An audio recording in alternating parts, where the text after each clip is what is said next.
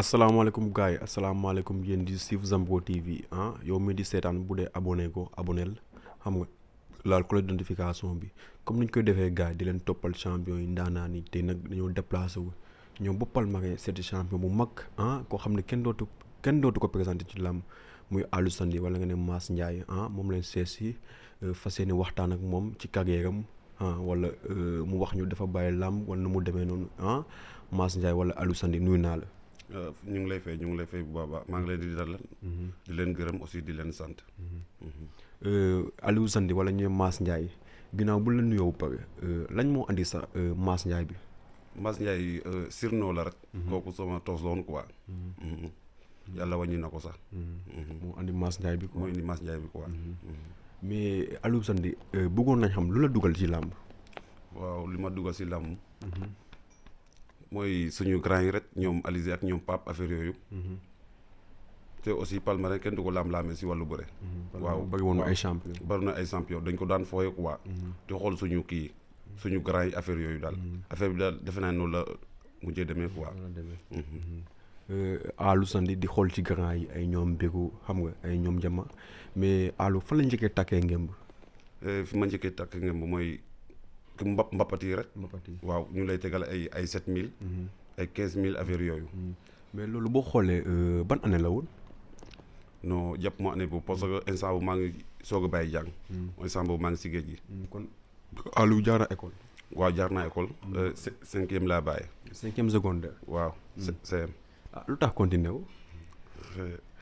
xëy na lamb ji nga doon gis. non instant boobu sax damaa xiiboonoon quoi. waaw damaa tuuti yoon. instant bi may jàng. su ma si moo ko woon sax sama yi safaar yi nii dañ doon gën jamono boobu li ma jaar si lamb ji xëy na kii la rek lu mënta ñàkk la rek mais mënoon naa ko mais kattan bi quoi aw ma ko woon mais xam nga rek yàlla lu mu dugal si nit mais instant bi may jàng moom boobu moom am ma kattan bi ma duggee si géej gi daal si la doole bi ñëw tuuti ma koy commencé di ko fowantu di xool si grand yi ba gis nga ko ma mujj see dugg mais loolu boo xoolee boobu ban année la woon. jàppatoo ana bi. non jàppatuma ana bi de. léegi Aliou dugg ci affaire dugg ci mbapat yi mbapat nga duggee wala ay kaw ga du nga duggee. man Upaje laa commencé bëre. bi ma bàyyi mbapat. Upaje laa bi ma ne bàyyi naa géej bàyyi naa lépp. Upaje laa njëkk a def mais benn at laa ko def. kon bëri nga mbapat. waaw def naa mbapat. est-ce que mos nga jël bi ngay mbapat. daa mos naa. jël bi ngay mbapat. bu baax sax. mais da nga mën ne woon da nga tuuti woon est-ce que affaire yi yomboon na ci yow. si wàllu tukki bi. non comme da nga mën a sànq da nga tuuti woon. waaw maanaam amoo woon gabari boobu quoi. est-ce que bi ngay mbapat affaire yi yomboon na ci yow. non bi instant bi ma duggatee si lamb ji boobu. am naa doole quoi. am nga doole waaw yaram bi moo desoon a ñëw mais. doole bi mu ngi woon fii instant bi may jàng. ak bi ma bàyyi jàng. ba dugg si géej bi. xam nga affaire géej affaire doole la quoi. après si laa commencé di sentir sa bopp. nga am doole. waaw am doole quoi. mais bu ñu jógee foofu aussi Aliou fan la njëkkee takkee ngemb comme ay raw gëdd wala poussé yu mel noonu. fii laa ko njëkk a takkee. Palmarin laa ko njëkk. fii ban Palmarin. Sam-Sam fii. Palmarin Ngallu. waaw maa ko jëloon sax. premier takk ngem Aliou jël ko. loolu lu mu joué ci woon. lu muy joué woon si yow. marqué woon na si man de. marqué woon na si man parce que. xam nga rek. nga soog a dugg affaire yi. waaw am na ñoo xam ne. xam nga saa boobu sax. ba léegi dañ ko doon foyantu. parce que boobu. bàyyiwuma sama lépp ngir bëre. te am na ñoo xam ne ñëw nañ si làmb ji. bàyyi seen lépp ngir bëre. ba yàlla def nga jël ko waaw ma jël ko. mais Aliou est-ce que yow bi ngay dugg say waajur àndoon nañ ak yow pour làmb ji parce que da ngay gis des fois nit day bëgg làmb mais ay waajuram duñu nangu est-ce que Aliou bu muy dugg ci làmb say waajur nangu woon nañ. waaw c'est que. xam nga jigéen moo ma yar. te jigéen moom lam moom affaire góor la. waaw bëre moom boo siy def moom. bu nekkee góor sax tani na tuuti bu nekkee waajuru jigéen rek. day compliqué quoi. mais dara. nit ki moom affaire bi gëm-gëm la. boo demee ba njëriñ commencé di ñëw rek. mosoo koo xam ne kii. vraiment lii opté na ko quoi. waaw. bu ñu jógee foofu aussi nga ne da nga dugg ak poussière lambu amoon sam-sam nga jël ko. année boobu boo xoolee yow ñaata dagaapo nga amoon. déedéet boobu kese laa amoon. boobu kese nga amoon. boobu laa kese laa amoon mais deuxième année ba. si laa ne bàyyi naa géej bàyyi naa lépp. concentré ko ci bëgg. waaw. entraînement te dana lew. si laa commencé kii at ba deuxième année ba si laa commencé ëpp jël. ba bàyyi sama lépp nag. mais instant bi moom. aar bi la.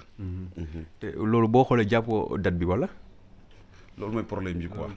loolu mooy problème bi mais année bi nga bàyyi lépp topp làmb ji. saison boobu ñaata drapeau nga am. saison boobu. defe naa su ma mayewul. benn yoon laa daanu final. waaw muy mar fale mar looj. mais li ma demoon yëpp. su ma mayewul laa dama koy jël.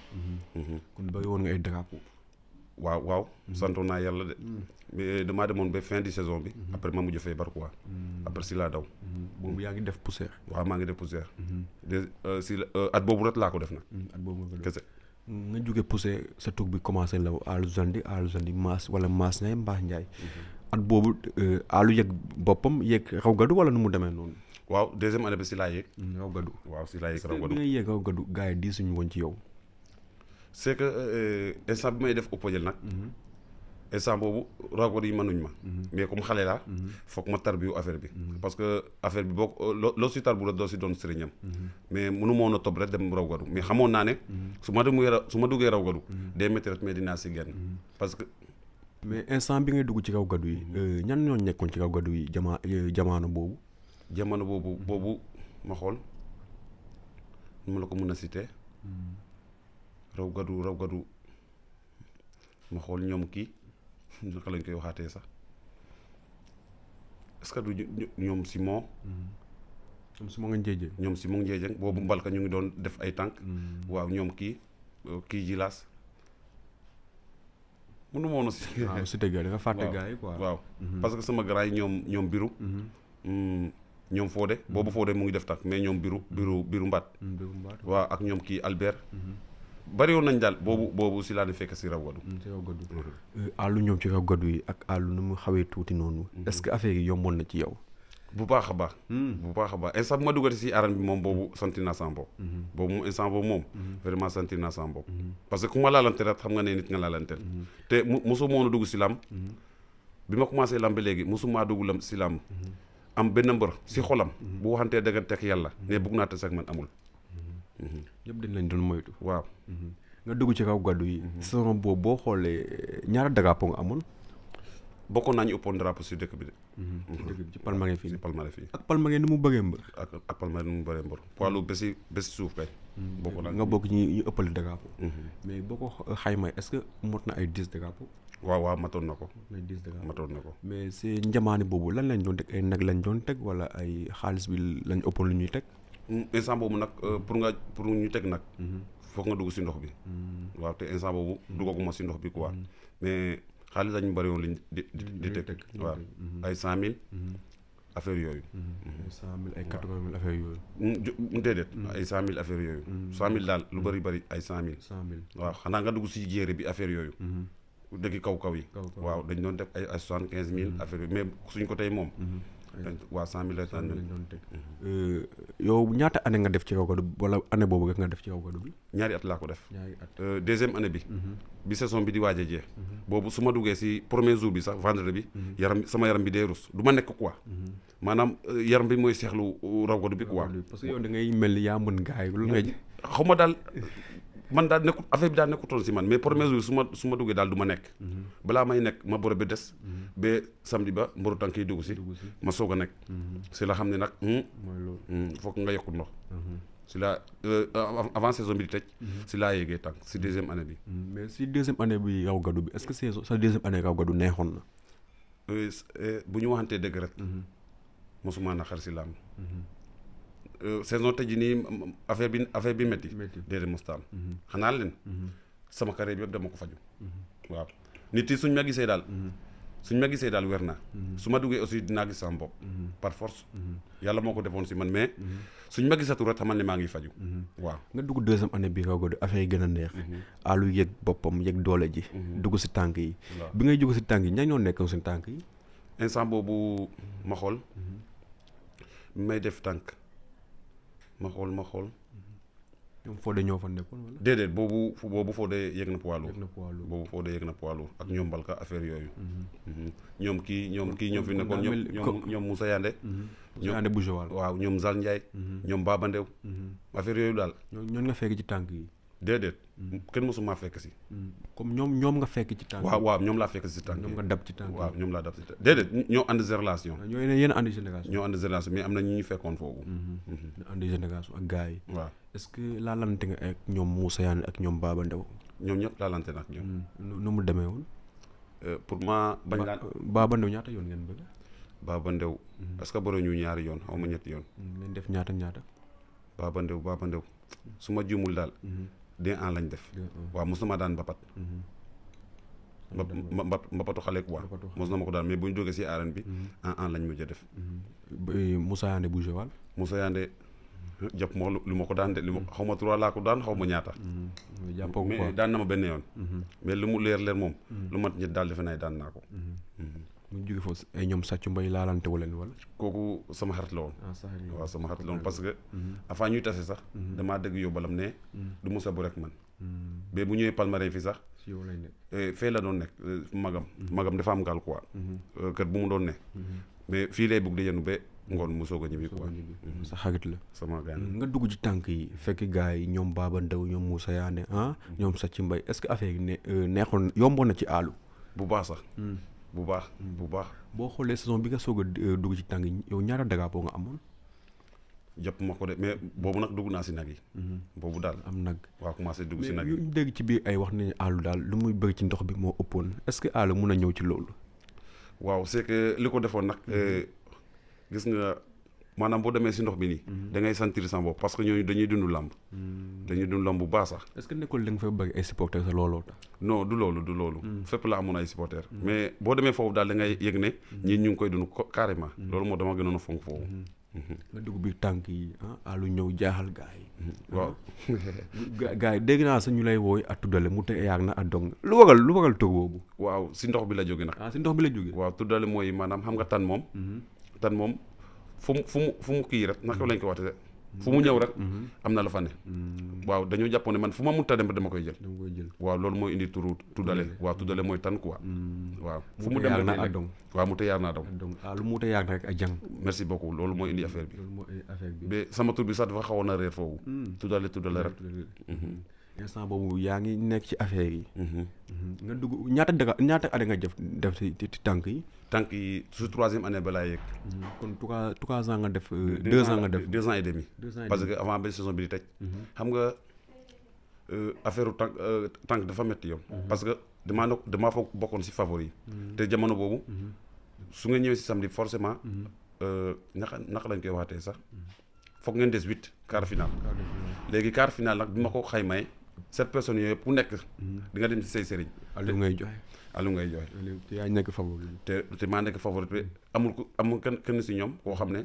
am na benn sëriñ amul. te ku dem ci sëriñ balaa muy joxe beneen taw Aliou lay joxe. waaw te kooku dina def si yow. bi ma nga calcule loolu. ma calcule loolu te su ma ñëwee su ma desee samedi bi su ma ñëwee si dimanche bi. dama koy jël mais. day métti si man. dañ may wàññi bu baax sax. si loo xam ne nag. instant bi foog ma forcé wu bi may yëg poids lourd nag boobu motuma poids lourd bu ñu waxantee dëgg rek. boobu motuma poids lourd. mais ñu bëgg wax nañ loolu. mais foog ma obligé def ko. parce que takk bi dafa métti yoon. daa nangu kii quoi. pour nga ngëmboo ko day métti. waaw parce que. ñaata. 7 personnes. 8 personnes 7 yi yëpp. waaw 7 yi. waaw kii bu amee ñetti sëriñ kii am 4 sëriñ. kii am 5 sëriñ ku nekk bëgg def si yow. ba 7 yi mot. loolu diis na de. loolu moo tax loolu dafa doon feeñ su ma desee. dafa doon feeñ.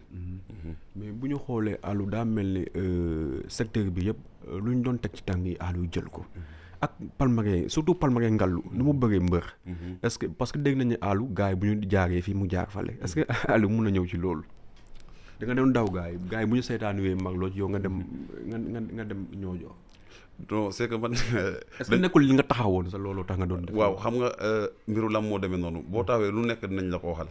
c'est que affaire bi sax déedéet xam nga man maa ngi sama kër. jàpp naa ne man fii laay seetaani. xam nga du ma dugg si dëkk bi di laajte. ndax yow fii ngay seetaan wala fii ngay seetaani. xëy na yàlla moo ko defee noonu rek mais. nit yi ñoo mais daanaa ko doon dégg nag. waaw mais loolu nag amul. mais est-ce que nekkul Aliou lu mu taxawoon mystiquement sax lu mu nekkoon ci ay fanam looloo tax muy def loolu. non xëy na yàlla moo ko jeglee noonu rek.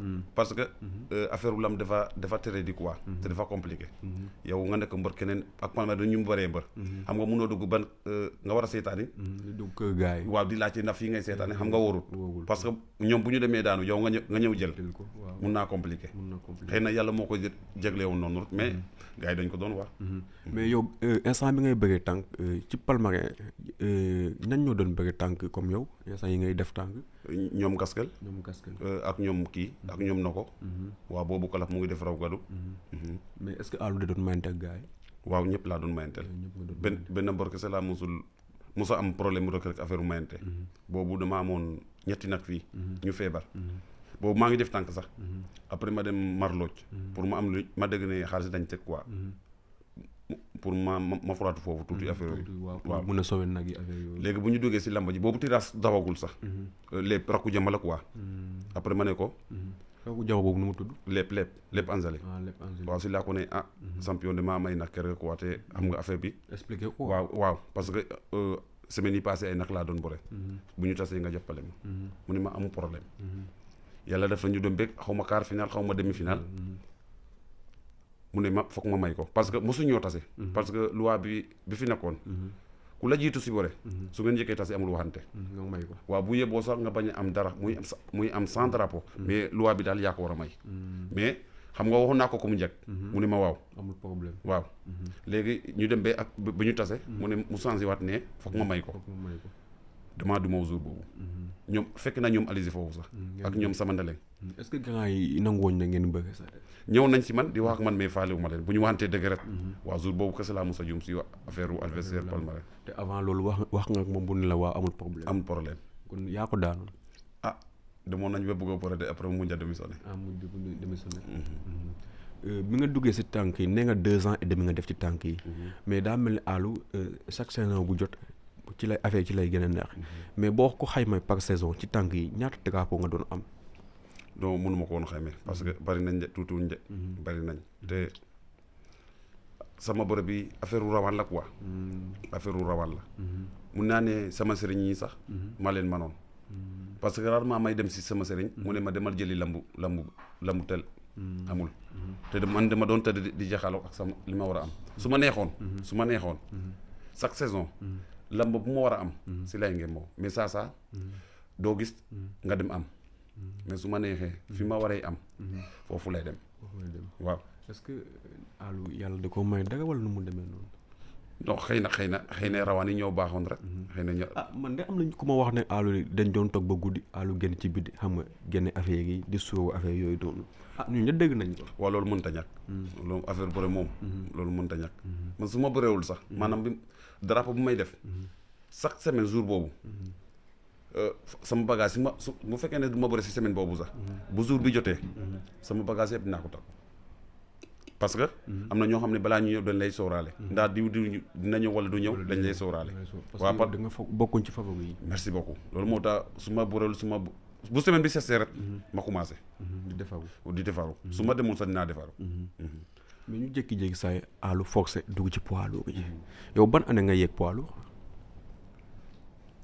c'est que année yi laa jàppul quoi année nga jàppal mais li ma leer ba leer si 4e saison bi laa bàyyi waaw def naa si 3 saisons defe naa si 4e bi laa bàyyi bëre kon Alou léegi dafa bàyyi bëri waaw instant bi moom gars yi doon yaakaar gëtu Alou di déclaré bàyyi bëri waaw instant yi moom damaa bàyyi quoi billaay est-ce que mënoo def gëtu non affaire li fi nekkoon moo fi nekkatul waaw li fi nekkoon moo fi nekkatul waaw mais Alou bi nga jógee si tànk yi ci nga def si 2 ans et demi nga dugg poids lourd avant ngay dugg ñan ñoo nekkoon ci poids lourd yi boobu nag toujours la say ñoo nekkoon poids lourd yi waaw ñoom Mbalka bari ba ñoom Seeku Ousmane ñoom wala Gëg ñoom Rëg ñoom Ablaye Ndiaye ñoom kii Mbisaan Jon Gaan Seras Sele Mbele ba boobu moom affaire yi ñoo nekkoon ci poids lourd ñoo nekkoon ci poids lourd mais Alou jékki-jékki force ci biir poids lourd te Alou motul poids lourd parce que Alou sax bu duggee ci biir gars yi ñoo koy ëpp nga dugg est-ce que première saison poids lourd nu mu demee c'est que amu woon problème poids lourd parce que bu may def tànk boobu maa ngi jël poids lourd bi ngay def tànk. waaw bi may def tànk boobu maa ngi jël ay poids lourd loolu moo tax bi may yéegee rek aussi aw ma si problème mais bi nga yéegee sa première année est-ce que saison boobu neexoon na.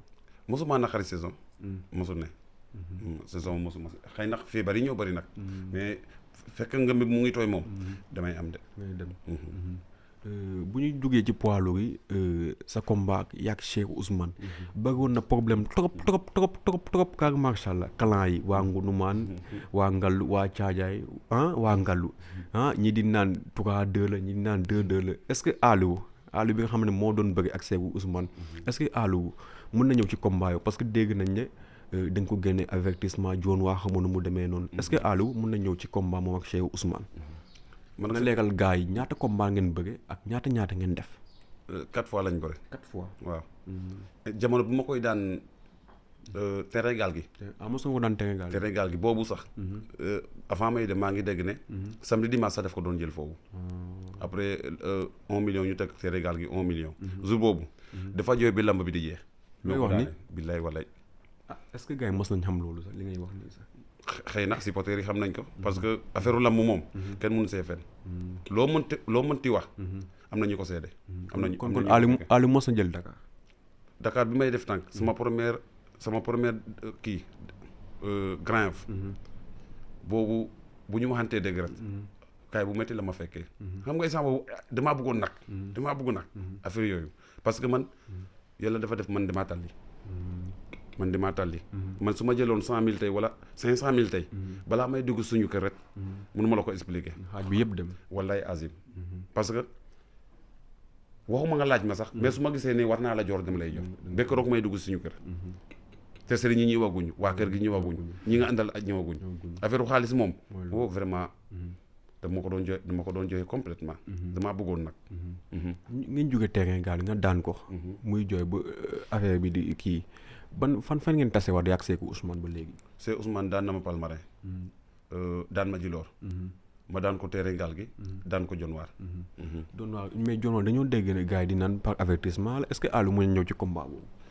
déedéet du ko par avertissement parce que 3e tour la woon sax daa daan biru mbaat 2e tour ñu tase 3e tour nga daan ko waaw dama ko forcé bu mu jeexal ma téye ngëmb bi manipulé ko tee ko suñu digg daan ko fekk na magam bi sax yàlla na ko yàlla ren Arfan ñoom affaire lamb moom kenn mënu see fen boo wootee Dionewar ñu ne la loolu am na maa ko daanoon foofu lamb boobu soo maa ko jëloon tànk la woon tànk ak poids lourd lañ boole woon maa ko jëloon mais yow fan ak fan la daan na ma Palmarin fii daan ma Djilor bu fi mu laa fii waaw muy 2-2 kon yàgg Cheikh Ousmane 2-2 ngeen def waaw 2-2 lañ def man dégg gars yi di naan 3-2 ngeen def xam nga supporter rek mooy loolu dem nañ benee Cheikh Ousmane def maa ëpp doole affaire yooyu dugg na fii gënal fii mais su ma juumul sax loolu mënta ne parce que kii daan rek di daan ñoom mbalka xam nga ne Cheikh Ousmane mënu ko ëpp doole bu balaa ñuy xuus foofu dégg na ne Aliou Cheikh Ousmane dafa daan Djilor ngay joo si Djilor ba Palmarin est-ce que Aliou mën na ñëw ci kaddu yooyu ñun ña dégg nañu loolu jooyu ma sax sama boy bi moo doon jooyu affaire yooyu parce que te bi ma daanee Djilor boobu ñu ngi def 2-2 ñu def une semaine xam nga moom waa Ñoojoor la papam Ñoojoor la yaayam nekk waa Palmarin ma dégg ne 2e semaine ba ma dégg ne Cheikh Ousmane bu ñu waxantee dëgg rek ak yàlla kii papu amatin bii di bëre biru bu mag seeti na loolu ma dégg si samedi ba xam nga moom dégg naa ne avant muy bëre Ñoojoor bu fekkee ne te suba lay jeex tee lay dem mun a préparer ji la mbañ si li ma dégg quoi damaa dégg ne Cheikh Ousmane romb naak saakam bi programme woon bëre sax boobu daan na ma Djilor ñu def 2-2 ñu def 2 semaines fee teg ma ne foog ma dem foofu papu amatin ni ma ko papam waa Ñoojoor la bu fa dem ma ne su ma demee ba di moytu mbër damay bàyyi bëre Cheikh Ousmane foog ma dabi ko Lamine Thior bii seede na affaire la moom kenn mënu koo fen bu ñu waxantee dëgg rek amul lu ma deful si moom timis laa yegg si fii timis fekk sama boy bi jiitu na fale jiitu na jëfeer xaar ma foofu ma dem ñëwul lam boobu si maa ko jëloon après ma ñibbisee kon boobu moom nga doon kar ji moom kese moom ma taxaw na jóg boobu sa waajoo la waaw parce que coow bi dafa bari woon te boobu ñu ngi def Aliou bëgg na leeral affaire yi te bëgg naa gën a leeral affaire bi waaw gis nga ko ma dem kon gars yi ni la tëddee amateurs yi supporters yi ñu xamanoo ko Alou Sandi ak Sékou Ousmane 2-2 la 3-2 mbër ngi nii leeral na affaire yi wax na fu ñu bëre yëpp Djilor la Palmarin la John Waar ak terrain gaal gi yaakaar naa bu ñu jógee foofu aussi rëg-rëg dégg nañ ne man sax dégguñu man moom gis naa vidéo bi nga daan ko mais xamatuma ban dëkk la est-ce que Alou Sandi mën na ñëw combat moom ak rëg-rëg waaw rek grave lañ njëkk a tase Grand Yoff boobu 1 million lañ tegoon Adrien Senghor wala terrain gaal gi Adrien Senghor waaw. après mu daan ma kii la andi woon sax na ko moom mooy bu woon ak sama benn grand Cheikh Sidibé si laa ne kii nañ ko bàyyi kii daf maa ëpp doole mu ne ma déedéet bul wax loolu ma ne ko billaay daf maa ëpp doole bi ma ñibbisee deful weer sax ñu tasiwaat ma ne sama grand yi ne comme am na loo xam ne waroo ko wax si yenn gâteau yi mais leer na ma ne waa ji doole la ma daane te bu ñu tasaatee dinaa fayu parce que xam naa ne doole la ma daane foog ma yokk samay entraînement wallaay azim noonu nga ko waxee wallaay azim noonu laa ko defee te noonu nga ko defee noonu laa ko defee daan bi nga xam ne daa ñëw tiiñ gaay yëpp Alou Sandi boo ko xoolee sa toll na comme yenn poids lourd ñëw daan nga gëg loolu lu mu joué si yow lu mu joué si man mooy man damay liir mbër sooy bëri man dama lay liir nañu waxante dëgg de rek foog naa dëgg kenn mënu laam-laamee ñàkk bëreem mais ñu bari ñemewuñ ko wallaay azim te Alou da ko ñeme rek centimètre 1 centimètre boo ko ragalee mënoo ko daan parce que yàlla daf ko may doole man ko may ko man bëre loolu moo tax rek te moom attaquant la gëmul dara lu dul attaque te bépp sport foo gis attaque mu nekk football mu nekk lu mu mënta doon si sport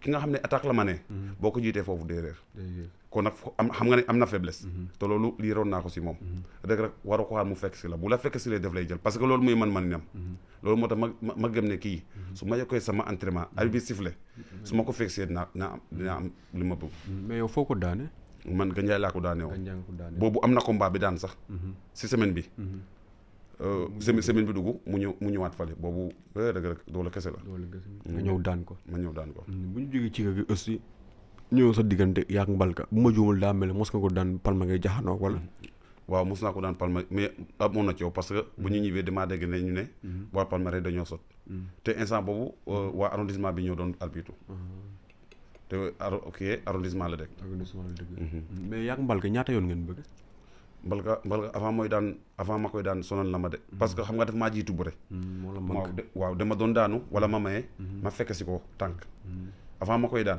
na ma lu mat 3 yoon 4 fois su ma juumul xaw ma 3 xaw ma 4 bi may yéegee poids lourd nag si laa ko commencé daan boobu yaa ngi am doole waaw boobu am naa doole bu ñu jógee fii ci Mbalka aussi yaak Laye Ndiaye mos ngeen bëgg wala waaw Ablaye Ndiaye mos nañ bëre ñaata yoon ngeen bëgg pour ma kii ñetti mbor xaw ma bu ma commencé bëre daal bàyyi lépp sa commencé bëre su ma juumul ñetti mbor laa mun a ne mos nañ tase lu mat 2 yoon yu gañe ma mooy kan ak kan muy kii Sele Sele moom dégg nañu sa bec noir la kooku moo ma noonu mosoo ko daan mosuma ko daan Sele waaw Sele Ablaye ak Mbalka gis nga ñetti yooyu laa sentir ñoo xam ne di ngay am problème pour daan leen du am problème mais ñoo la dañ la jékkoon parce que Sele kese moo nekk benn mbor bi nga xam ne moom kese moo nekk mbor bi nga xam ne ñu bëre 2 yoon lu mat 2 yoon te daanuma la Sele kese la à part yeneen gars yi yëpp koo la boole ñaar da nga koy daan boo ma daal di ni man dinaa la daan Sele kese moom kese kooku moom def maa manoon waaw mais ñi ma jàpp ñoo xam ne gagné nañ ma bi ma bàyyi bëre ma commencé bëre ba léegi ñett yi daal laa jàpp ñoo xam ne ñoo ma gagné si bëre muy Ablaye Ndiaye Sele Mbele ak Mbalka Maak te Mbalka li ko def maa jiitu woon bëre li ma daan yëpp dama koy doon fekk si yaa koy dab maa ko doon dab bu ñu jógee ci gars yooyu aussi yan gars yi nga xam ne Alou laalanteen lañ ci biir île yi xam nga wala ci biir àll bi bari nañ de mais yow daa mel ni ci île yi nga doon bëgg nga ëppoon li ngay bëgg Alou waaw foofu la ëppoon lu may bëri lu waral loolu c'est que ñooñu dañuy dund lamb billaay dañuy dund lamb bëri sonal dama leen sonal le billaay dama leen sonal xam nga nekk mbër jàpp ne kenn mbër kese nga musa laalante lu mat 2 yoon te daanoo ko muy Sele te nga xool carrière nu muy gudd nu muy guddee ngay jël rek sonal wallaay waaw bu ñu jógee foofu aussi yaaga sama yàggul noonu man seetaan naa ci benn vidéo lamb Adrien Senghor nga finaalu yaag Adama Diouf mu daan la mais mu mel ni Alou jël bi da koo bett est-ce que Alou mën na jël ñëw ci combat yaag Adama Diouf c'est que Adama trompeur la quoi waaw Adama moom trompeur la. waaw bërëm bi kenn du ko expliquer nit. kenn du ko expliquer waaw trompeur la quoi. action bi def lay bett. te bu lay daan aussi day yomb. waaw doo ko foogee quoi. mais du day mel ni affaire bi daf la jaaxal. dafa jaaxal trop parce que man gis naa vidéo bi. non affaire bi dafa yomb. est-ce que yow foogee nga woon nga waaj mun na ñëw vite fait ci say tànk. waaw loolu moom daf maa bett. daf maa bett bu baax sax parce que foogu ma ko woon parce que Adama amul doole mais. action bi day yomb quoi. day yomb wallaay. mais est-ce que Aliou bëgg na lu bëri Dakar ay arène agrégation wala ay gaal wala Ibamar. non yóbbu ma woon Dakar nag. Dakar moom yóbbu ma ko woon. mais est-ce que li nga fi nagu bëri na li nga fa nagu. waaw am naa fa tuuti de. Dakar de. waaw am naa Dakar nu mu doon diisee daa mel Dakar moom bu xewlee ba poids lu yëpp a ñëw. ak Aliou nu mu tuutee ñëw di jaaxal gars yi. bi may def tànk. li ma final foofu yëpp boobu maa ngi def tànk. parce que bu may def terrain gaal gi. boobu 7e tour bi moo nekkoon final. 7e tour. moo nekkoon final. ak ma tase kii. Babakou Djilaat. fekk Ambroise moo ñu yóbboon Gambie affaire yooyu xam nga équipe nationale bi. daataa bi mbër favori yëpp dañuy mayante. est-ce que kon Aliou mos a def équipe nationale. équipe nationale waroon naa ko def at bi ma commencé bëre. boobu sama extrait ñu ngi fële boobu amaguma dante sax. extrait ñu ngi CM bi quoi. après ñu yóbbu ma fële. boobu sax Ambroise xamuma fee la ma seetaanee ndangaan. waaw ma ruubee foofu. après gars yi expliqué ko. si laa dem Thiès regroupement. bu ñu demee ba dernier jour yi. pour ñu lijjanti affaire passeport yi affaire yooyu. mu ne ma ana sa identité. ma ne ko aw ma de.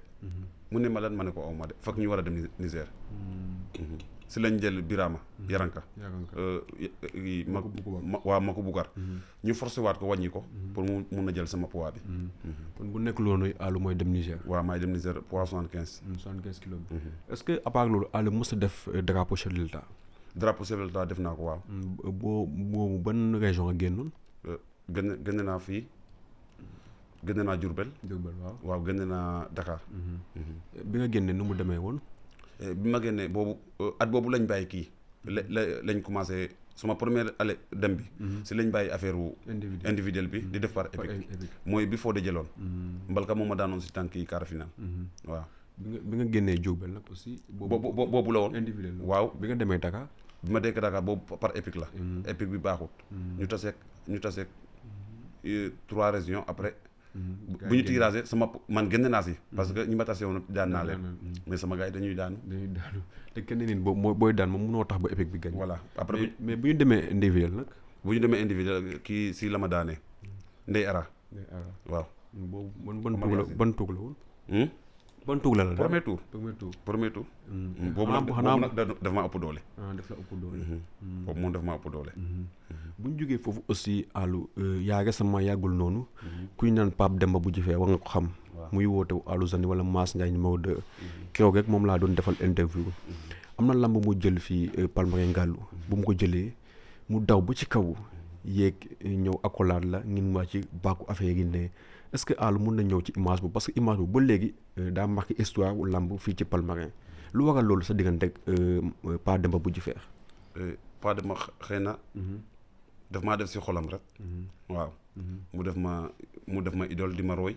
ba si bërëb bi sax. moom koy dem barke dem moom laa doon defal interview nee na moom laa bëgg na looy def. mu koy def. waaw loolu moom nekk na si moom. daf maa buggal boppam.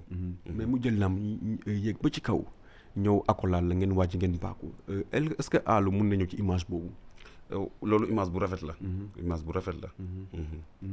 mais Aliou bu ñu jógee foofu aussi yow boo wàccee Palmarin di bàkku ñëppay màbb ñëw soosal la bëgg na sax ba Aliou sax léegi sax du bàkku parce que instant yi daal day réservé mais Aliou daal bu bàkku daal ñëppay ñëw lu waral loolu est-ce que Aliou da ko dund ak nit ñi wala nu mu demee noonu. waaw Palmarin nag mënuma leen a fay. parce que xam nga fii bariwoon na import trop. mais est-ce que Aliou amuloon bay nga sax. non mosuma ko fii. mais Aliou bu jugee pour bàkku ñëpp a ñëw Aliou sax par la suite sax doo am sa espace pour bàkku parce que ku nekk day bëgg soosal la est-ce que Aliou mun na ñëw ci loolu. waaw loolu don la rek. xel la yàlla moo def loolu si man. non xam naa bay nga takkoon. wallaay du question bay rek. parce que waaw moonoo man bërëb bi sax. ak succès bi. mais gis nga respect dafa baax. jox cër nit. ak am solo. parce que li ngay jël. yow la concerné. mais kii bi honneur bi ñëpp ñoo ko moom. loolu moo tax boo nekkee si bërëb rek joon ñëpp cër. dañ la koy delloo par force. kon looloo waral loolu. xëy na loolu la. Alou nga nekk mbër biir Palmarin est-ce que bi ngay bëggee daawoon nga di mayante gars yi comme ay ñoom Fodé ñoom Lamine Ndiassé xam nga ñoom Gaskel affaire yooyu est-ce que Alou daaw na di mayante gars yi. waaw ñëpp laa doon mayante. est-ce que yéen a doon bokk entraînement wala. waaw dañ doon bokk entraînement. Alou est-ce que bi ngay bëggee ban écurie nga nekkoon. nekkoon naa si Ambroise fële. waaw si foofu laa nekkoon. est-ce que Alou mos na am combat arène. non mosuma wut licence arène. lu waral loolu. c'est que affaire affaire arène pour nga def ko. foog nga toog Dakar. affaire Dakar la quoi du affaire village. parce que fii arène du question man bëre. affaire supporter la. waaw exemple boo bëggee di fayeku 5 millions. munoo indi 300 000 tickets. xam nga ban promoteur moo lay tegal. man foofu laa gisee quoi. foo nga doon calculer. man foofu laa calculer loolu moo tax sonalu ma sama bopp si affaire arène. parce que du man bu rek quoi. affaire supporter la. waaw foofu côté boobu dama ko bàyyi mu sedd quoi. parce que da ngay sonal sa bopp. sonal nit ñi. te Alou bëggul loolu. te bëgguma loolu. mais Alou ñu dégg ne Alou daal ay supporters am au Palmarin lañ ëppee lu waral loolu. li ko defoon nag. mooy foog ma def retour moo li nga doon wax.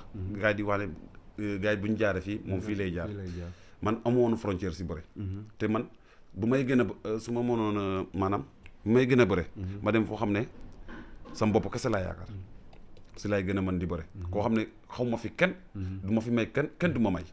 ci ngay gën a am confiance. voilà si laay gën a bëre parce que foofu. foog nga wane xarañ foofu. pour nga génn si. waaw loolu moo tax. tur bi affaire yooyu quoi.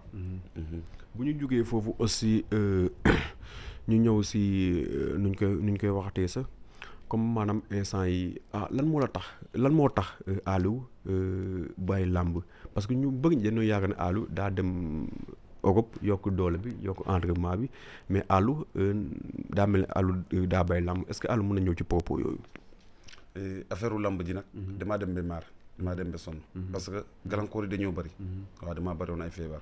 bu baax a baax. parce que ñun sax déggoon nañ ne d'habitude chaque saison avant muy tëj Alou day feebar affaire yooyu noonu est-ce que Alou mën na leeral askan bi loolu. waaw loolu moo amoon. man damaa bëri woon ay feebar. c'est que li ko def yàlla daf maa may lii. daf maa may bokk. dama doon feebar di faju sax. di jël ay drapeau wala ay asile. parce que mos naa feebar. dem faju ji de. après biru dem Dionewar. biru mbaat. mu tase foofu Sirif Dionewar. ñu bëre biru daan ko. gars yi tas lamba ji bañ ko jox naan.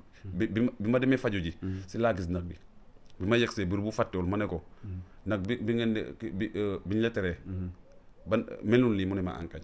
te lamb boobu dama ko jël. te maa ngi nii di feebar di faju wala ay asile. kon noonu la demee. waaw feebar yi bëri loolu moo jeexal carrière bi. mais sa carrière boo xoolee ban année la woon ban année nga kii fin de carrière. ma xool mu ngi def si 2 ans. waaw boo xoolee ay 2019 2018 la. waaw si laa bàyyi parce que dama bàyyi rek dem Maroc. te daaw laa ñëw si Maroc. mais est-ce que bi ngay bàyyi say xarit yi wala say waajur nangoon nañ pour nga bàyyi ak ñi nga la doon sekan pay. mère bi moo njëkk a bañ. pour ma bàyyi. parce que daf maa ne bëre kese nekku fi. loo mënti dem. te maanaam tappale yoo. mu nekk doon sa ñàkk rek lu mu tuuti sax. gërëm ma ko yàlla mais affaire bëre moom. bàyyil mu sedd quoi. bu ñu jógee foofu aussi ñuy dégg ne Alou mu ngi Espagne. gars yi naan mu ngi Maroc gars yi naan mu ngi Espagne est-ce que Alou mun na ñëw parce que bëgg yu bëri bu ñu bàyyee làmb d'habitude dañuy dugg ci gaal yi dem Espagne est-ce que Alou li mu def ci làmb est-ce que jotul woon nga ñëw nga dem ñaani visa xam nga ñu dagal la nga dem voyager xam nga dem entraîner affaire yooyu. non côté boobu nag. sama xam-xam màccutoon ci affaire yooyu. waaw loolu moo tax jëw ma ko lijjante. pour affaire ñaan licence affaire yooyu. mais instant bi ma demee Maroc. bu ñu nee kii Aliou mu ngi Maroc Aliou mu ngi Espagne. boobu dañ maa tëj prison Maroc. waaw parce que instant boobu kenn déggatuma. boobu dafa amoon problème waaw commentaire yooyu taxoon. parce que ñi nga doon déggante xamuñ ci benn nouvelle ku nekk daal avis mi la doon wax. waaw affaire instant moo mel noonu. mais est-ce que nekkul yow da nga bëggoon dem Espagne wala. waaw loolu moo ma la yëkkati woon. mais est-ce que Alou ak li nga def ci làmb Sénégal. jotul loolu nga dem gis gars yi xam nga ñu ñaanal la visa nga ne sa soit disant nga ne sax da ngay dem entraîner ji wala. parce que mbëri bëri dëgg yu bëri ñoonu la ñuy def bu ñu bëggee dem Espagne yu dem ñaani visa ne dañuy entraîner est-ce que Alou ak li mu def ci làmb ak carrière am ku ko xamul sax dégg na turam est-ce que Alou jotuloon mu dem ñaani visa ñu may ko mu dem entraîner ji affaire yooyu. bi ma ñibbisee après Seeti Diagne ñaa xam nga kër gi lay ne après wax na ko sama benn grand quoi mu ne ko moom bu fekkee ne affaire Europe la bëgg sax boobu daa bëggoon moom si boppam loolu moo tax man sama bopp dama ko bëggal sama bopp parce que waaw Seeti Diagne parce que est-ce que mos nañu bëri waaw mos nañ bëri benn yoon fale mar ma daan ko nga daan ko waaw mooy semaine bi kii def maa daan rek def maa daan samedi ma dabal si marlooj si dimanche ba après foofu lañ tasee ma daan ko nga daan Seeti Diagne mais bu nga jógee foofu ci explication nga ne Seeti Diagne lu mu la wax bu fekkee ne affaire Europe rek maanaam bi ma ñib see Maroc après mu fu muy nekk boobu si garaam ne ko man bàyyi maanaam sama bàyyi bore bi daf ko métti si boppam parce que man waruma mun a bàyyi bore waaw bu fekkee sax affaire lu garankool yooyu ay lee xalaat affaire mun naa ko yóbbu ba si bi sama maam fale màgg na mais suñu àndee dina ko gis lépp lu nekk si moom dina ko dindi après mu ne bu fekkee ne affaire Europe la bëgg sax bu dellusee si lamb ji bu defee résultat rek mooy li nga expliqué nii rek mun na ko am quoi affaire yooyu est-ce que instant boobu xalaatoo woon pour def ko wala non boobu moom nekkatul si xel bi Alou bàyyi làmb dem Maroc ñëwaat instant yi Alou ci lan la nekk waaw instant bi damay naviguer instant bi waaw damaa jël congé nii sax nekk ci bateau yi waaw nekk si bateau yi est-ce que Alou am na ay nag ba léegi waaw am naa ay nag mais ay jigéen la quoi gedd mais est-ce que amul gedd déedéet mënuma am gedd lu tax mënoo am gedd dama bari gàllankoor parce que am na at boo xam ne 8 nag laa fajoo 8 nag ak 150 000 yoo xam ne dama ko bàyyoon si Pape Ngotam pour ma jënd ko nag bu jigéen si 150 000 yooyu laa njëkk parce que damaa jëkk a njaay ñaari nag préparé ko saison bi saison bi ma war a tijjee fale janvier semaine bi de si laa feebar boobu feebar naa si saison ak genwal saison ma soog a wér mois d'avril laa tijjee fale si mal ma jël ko looy wax ni wallaay azim 8 nag laa la wax ma fajoo ko ak 150 000 mais instant yi nag yi nga dese car macha allah déedéet mënatul nekk car macha allah bu ñu waxante dëgg rek déedéet peut-être mooy nag bu fekkoon ne man li ma jël si ay nag bari moo ay feebar affaire yooyu non kon waxatuñ ko kon xanaa bu ñu ñëwee fii yëpp dañ koy fekk ay nag xam naa ne daal mooy loolu mais sant naa yàlla daal sant naa yàlla mais sa diggante Pape lan la parce que ñu bëgg ñu ngi dégg ne Alou rakku Pape la est-ce que Alou mën na ñëw ci loolu waaw Pape sama kii la ñoo bokk benn baay yéen a bokk benn baay waaw ñoo bokk benn baay est-ce que nekkul Alou foofu la jëlee xam-xamu bëgg bi sax xëy na sax mais ku nekk ak kii yam quoi ak jaar-jaaram destin waaw ak destin ak yàlla lu mu ko may quoi parce que bokk ñu yar moom si papam sama pap la yaroo man si sama bàjjen laa yaroo bu ñu jógee foofu aussi Alou nga bàyyi làmb mais est-ce que Alou bu ñëwee congé wala bu amee tuuti jot est-ce que Alou day wàcc plage bi jàppale booy comme xam-xam bi nga am ci bëgg est-ce que Alou day partager ak booy yi xam-xamam boo laajee ñoom amati lañ la expliqué yëpp man awma xolu ko ñaan dama leen ne képp koo xam ne xale la sama xam-xam liñ ma joxoon parce que man li nga wax rek damaa amoon loolu mag woo la di la jox affaire lamb ni affaire xam-xam lamb su ma ko doon wax fii mun nañ toog fii ba ngoon te bu mu la jox du bokk ak moromam mais dama la ne booy déedéet affaire bi du demee noonu parce que affaire bi da nga koy tarbiw jox ko akam respecté ñëpp su ma gisee ne yow li ngay def bugg nga ko wallaay azim xam nga bu may dem Maroc boobu amatin mooy jóg si quoi après si laa ko woo fii laa ko toogal sama néeg bi man ne ko booy ñëw na nga indi bi kakaay loo mën a jàpp na nga ko jàpp loo mënta jàpp nga bind ko dama ko doon jox di ko jox ngoon nan laa la wax de dañ see kii ma ko man am ma wax la ñaan waaw mais nekkul n'importe qui laay jox ngay jox Ameth Tine ñu gis saison ren ak saison daaw ñu bokk révélation yi 2022 muy def résultat yu exceptionnel mën nañ wax ne sax Ngallu bokk na Ameth Tine bokk na ci espoir yi est-ce que Alou mën na ñëw ci booy boobu Ameth Tine di doomu bi man xam naa ne daal gisoo mooy li ma la expliqué rek keneen bu felloon comme moom bu maanaam buggal ko boppam comme Ameth Tine mu def affaire bi bàyyi léppam ngir bëre wallaay azim maa ko du ma la xaar sax nga ñëw maa lay wool sama bopp ne amal benn jour nga indi bi kay te moom parewu ma si moom am na boo xam ne boobu duma ko jox mbor bu ndaw samp boo xam ne boo dee boobu duma ko jox mbor bu ndaw te boobu des moom boobu kese laa des ak moom mais duma ko jox léegi. est-ce que Aliou yow nga bàyyi bëri ñu gis mbër yu bëri bu ñu bàyyi affaire yi des fois nii dañuy xam lal ay sëriñ affaire yooyu est-ce que Aliou ak xam-xam bu mu am Aliou lu tax deful loolu. non mënu ma ko def.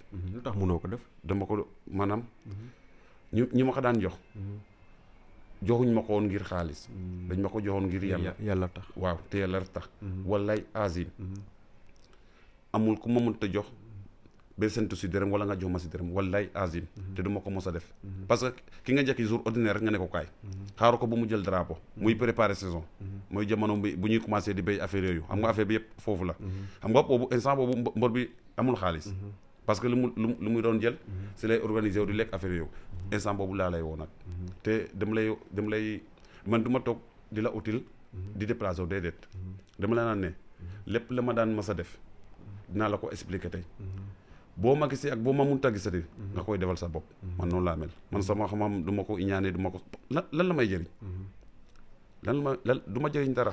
est-ce que Aliou am na soxna. le 7 mai laa war a kii quoi. waaw moom nga war a def ngente wala. waaw damaa bëgg a ceetal. waaw set ngay woo ñëpp. waaw ñëpp lay woo gars yi ñi nga doon bëggal. waaw maa ngi woo ñëpp incha allah. le 7 mai Aliou ci la war a ceetal fii ci Palmarin wala. waaw fii ci Palmarin. bu ñu jógee foofu aussi Aliou ñu gis ne Palmarin plus précisément sax Palmarin Ngalu bi nga xam ne foofu nga dëkk. ñu bëgg ay révélation maanaam ay boy yu nga xam ne ñu ngi jàng làmb. mais gis nañu ne booy dañoo manqué jàppale. ci côté parce que ñu bëgg nañu am salle de musculation. yu mel noonu yow mi en tant que ancien mbër. ban appel ngay lancer autorités yi wala bonne volonté yi nga xam ne ñoo nekk Palmarin. waaw li ma mën a lancer foofu mooy. Palmarin dañoo desee man loolu. jàppale. ñun mën nañ ko bu ñu waxantee dëgg rek. mënuñ ko. xaw ma lan moo ko def nag mais mënuñ ko. loolu moo tax du ma si mën a sori.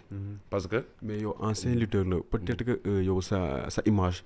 dina jouer de mais yow la même des choses nga lancer benn appel autorité yi rek xam nga lu waaye mën def ci booy parce que booy moom soxla nañ ku leen jàppale par exemple tey bu ñu amoon salle de musculation loolu ngay dem ba Dakar entraîné ji foofu ak Dakar nu mu méttee nga des fii entraîné xam nga fii nga dëkk géej gaa ngi nii saal yaa ngi nii Aliou est-ce que mën na ñëw ci propos yooyu. waaw loolu moo doon loolu mooy gën. parce que nga nekk sa kër. moo gën nga nekk kër jàmbur. waaw xam nga Palmarin moom amuñu problème lekk. te affaire mbor moom lekk rek. waaw léegi autorités yi wala. monsieur le maire voilà. monsieur le maire moom waa fii la. waa fii la. parce que kay mosoon nañu ko wax Bira Sarr. bu mu toogee. mos nañu fekk fale si Amouraas. mu laal si affaire boobu. te Samuel. may nañu terrain fale fu ñu doon internet. moo ñu ko mayoon. léegi ñu xaar maire bi xëy na. booy aussi. war nañ si def seen jéego. léegi yow loo siy def nag yow en tant que ancien mbër. su ma si fekkee daal. lu ma mën dinaa ko si def. incha allah léegi yow looy wax monsieur le maire. lu ma koy lancé daal. xanaa mu jàppale jeunesse bi rek. waaw loolu kese laa ko mën a ñaan. waaw mu jàppale jeunesse surtout wàllu sport. ak étude bi. waaw ñaari yow daal. bëgg naa si daal. waa Palmarin sentir seen bopp. avant ñuy jeexal waxtaan bi aussi nee nga le 7 mai nga war a def ceet affaire yooyu noonu parce que bu ma jóobul aussi Gane Seras ak Ngor Ndangaan ci mois de mai bi la ñu war a takk ñoom aussi est-ce que ñaar ñoom Gane Seras ak Ngor Ndangaan est-ce que Aliou mos sa bëgg ak ñoom. waaw Gane lañ def. Ngor mosuñoo bëri. bu ñu jógee foofu aussi ñu jeexal wax di ak Aliou xaalay ka supporter ko bi anno ka den maɗo mum ndem na mbegeyam bo hannde maɗo mo mbegeya haalay ka deg dernier mot fo i mbasom o gidim supporter ko fop am si jamma ko fansa club ke wena suivi am fop haalay ka den wasno den hak rat wasno yam keke reftuma amana ne roña canu yam bo nek leya fo port kam ñaaƴa bo wina mbodora fami xa fiido meeke lene ke fop a mbiidna meen ret affaire kene yam wiin we ngime ka waram wasin jom i ken mi xaq fen soom sikanuma den yam walay azim ke janguma mi a concerné u nda ke talina ñefeya manam renteya walay supporter ke taw walay azim bobo ndiggoy maɗum walay azim bo fa xay ngime ka waramo wasin jom so ken xaq fen soom sikanuma den na fata comprendre am quoi fata comprendre i adna fata comprendre ka fans club fe goy diaspora fe man ke fop halay ka den dernier mot rek xeƴa gidma den ret gidma den so ande alu fala kasana gar quoi i an pesa gar na ne dem buydama wade mo ina ana jiwano ne ana mo nyambu nen quoi i ana je inshallah fata ngim ken rat gidma den fop yam na tertena wa Palmarin saate yof ye saate so giane modlo fi na parcelle e ne matumo fi na saate fe non alu kay o fudu nga saaj rek alu sa par la sa pour ça c'est problème ga fata fop na ngara a sos lo me bay refe par exemple mom ana chodam na bay refe bo am na bay refe no rede bayre